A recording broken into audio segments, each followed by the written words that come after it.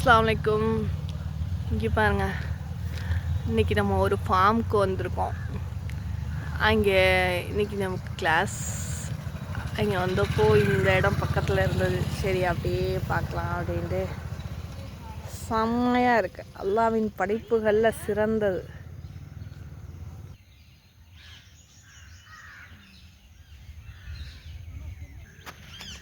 அழகு இங்கே பாருங்க. இப்போ தான் இதெல்லாம் பூ ஆக போகுது. நம்மளோட பீஸ் இங்கேயும் வந்திருக்காங்க. ஆனால் இது யாரோட பீஸ்ன்னு தெரில. தெரியுதா? தேனீக்கள். என்னோட பீஸாக இருக்க வாய்ப்பு இல்லை. இவ்வளோ லாங்கெலாம் வர முடியாது. இது அவங்கவுங்க எங்கேயாவது கூடு கட்டியிருக்கவங்களா இருக்கும். ஆனால் ஹாப்பியாக இருக்குது பீஸை பார்க்கையில். இங்கே பாருங்கள், இது ஒரு கலர். அந்த ரெட்லேயே இது ஒரு கலர். செம்ம. இங்கே பாருங்க, அப்படியே பக்கத்து ஃபார்ம் அழகாக இருந்துச்சு. நம்ம வந்தது ஒரு கிளாஸ்க்கு, நம்ம பண்ணுறது ஒரு வேலை. இதெல்லாம் அழகு. இதெல்லாம் ரொம்ப பார்க்கவே எவ்வளோ அழகாக இருக்குது. அதுக்காக வந்தேன். சரி ஓகே, அப்படியே கொஞ்சம் தூரம் நடந்து உள்ளே வந்தோம். ஆனால் ஃபார்மில் உள்ளவங்க எதுவுமே சொல்லலை.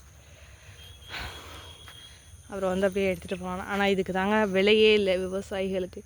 கண்டிப்பாக இதில் ஒரு மதிப்பு கூட்டு பொருள் பண்ணால் மட்டும்தான் விலை உயரும்.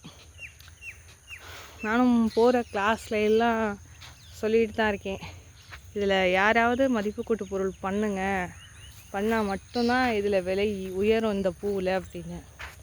ஆனால் நிறைய மேலை நாடுகளில் பண்ணிக்கிட்டு இருக்காங்க. இன்னும் நம்ம ஊர்களில் தான் இதை பற்றின ஆராய்ச்சிகள் போய்கிட்டு இருக்கு.